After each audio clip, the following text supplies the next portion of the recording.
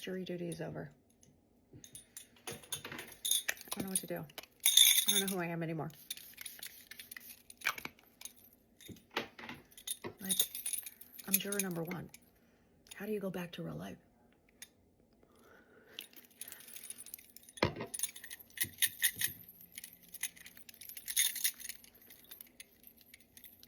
Literally, we started a group chat, all the jurors. There's like 5 of us. We're like,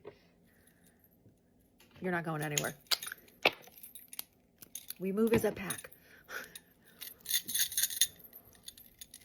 You guys, it was so interesting. I can honestly tell you, like, I know everyone avoids it like the plague. Yeah, I know all of you are throwing away your fucking jury duty papers. But guess what? It was interesting. And if you're somebody who likes, obviously, you know, that stuff, you know, you watch those kind of crime shows. If you've ever wanted to be a FBI agent, this is your spot. Being down at the criminal courts every day for literally 2.5 weeks, almost 3, you see a lot, okay? You see a lot of society.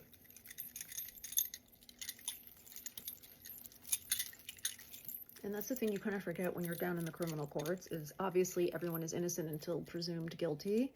So, you know, no one's in handcuffs. No one's, you know, you're just accused.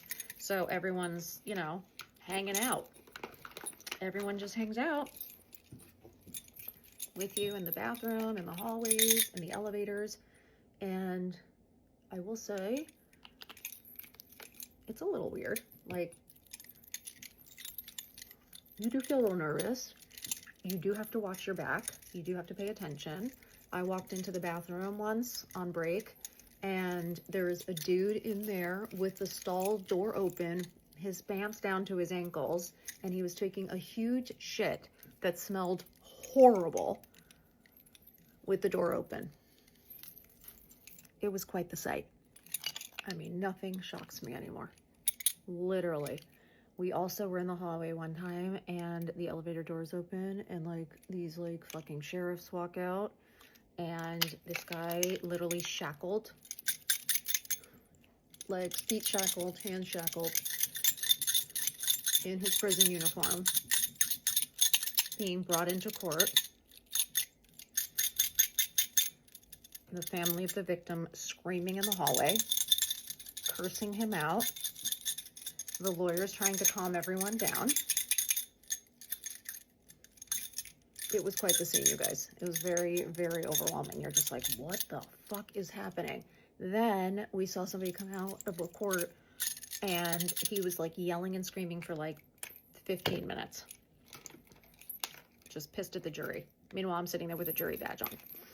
And you're just like, is he going to freak out? Like, is he going to fucking come at us? Like, you just don't know. You've got to be paying attention. You've got to be alert. And that's just the way it is. Anyway, it was a shit show. And the case we were on was a domestic violence case. And I honestly was shocked they picked me, you know, because I was like, do they do any research? Like, do they know that I'm a huge supporter of women? Apparently they didn't care. So I got selected. I honestly thought all the jewelry. First, I thought I wouldn't get through security, number 1. Number 2, I thought that the jury, like the lawyers and the judge would be so fed up with all my jingling that they would literally be like, the maximalist over there, take her out. They didn't. You guys, every time I moved in the courtroom, like when I was writing something down or getting something out, like this is what you would hear. No one said anything. I was shocked. Then, security, all of you that said I wasn't going to get through security, you bet I did. Oh yeah, I made friends. You guys, the security guards are the nicest people. And I became friends with one of them. He saw me coming with the jewels. He started laughing and he was like, you look fucking amazing. He was like, walk right in. Every single day, he would just wave me in. No issues. No one checked me. I don't know if that's a good thing or a bad thing, but bottom line, I got right in. So no, you can wear all your jewelry to court, in case you were wondering.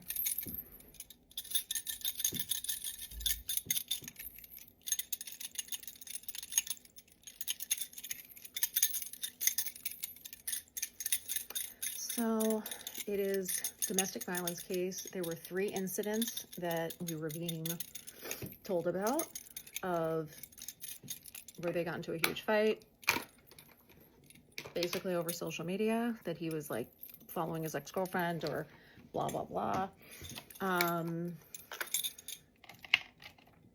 Just FYI, guys, don't follow your ex-girlfriends on fucking social media, okay? Don't be looking up girls if you've got a girlfriend that's extremely jealous, okay? Not a good decision.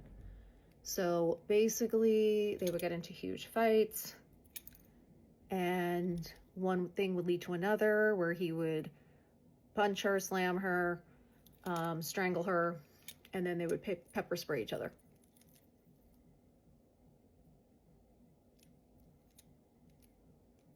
Yep. So there was 3 instances where he like broke into her apartment. There were instances where it was at his workplace in the car, and the witness saw him like beating her up in the car and strangling her and throwing her out of the car. Then unfortunately, we called her up as a witness, and I thought for sure she was going to testify something that like would make sense, but unfortunately she was a very hostile witness. Said she didn't remember anything, and that they were still dating.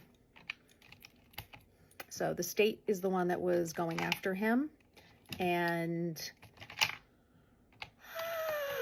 she was like, no, it's fine. I was like, perfect.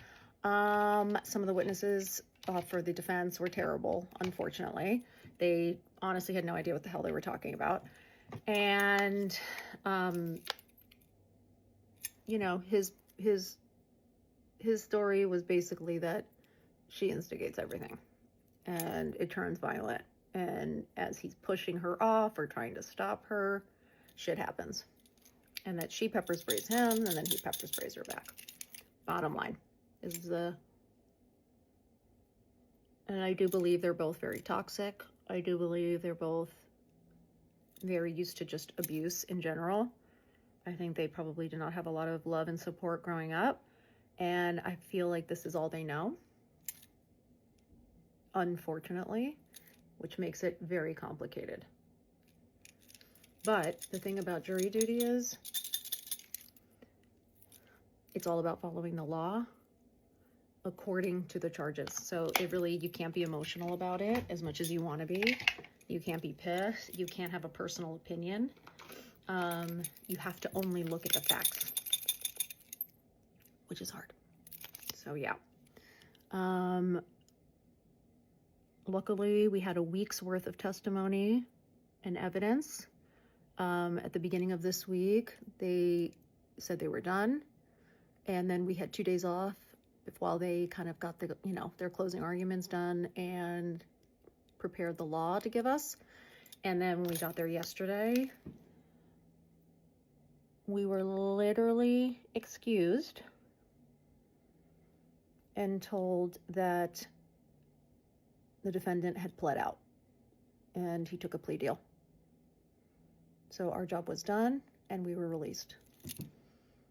So we don't know what he pled to. We don't know what time he got. We don't know what the agreement is, but we never got to deliberate and we did not charge him. So it was fascinating. And then afterwards we had to sit and talk to the prosecutor to kind of go over everything. And she wanted our opinions of like how she did and just what our thoughts were, which was fascinating to me. I love that stuff. So she was kind of explaining to us like why certain witnesses or what, bottom line, everything. And, we all got to kind of talk a little bit about how we were feeling and what we were thinking, which was really cool. And that was it. Then we all exchanged our phone numbers, got a group chat going. And I came home to cry because I was bummed. I will say it is a huge responsibility. It's brutal, huge responsibility. My biggest piece of advice and takeaway, do not get arrested. Do not get in trouble. You do not want to be in this system. Trust me.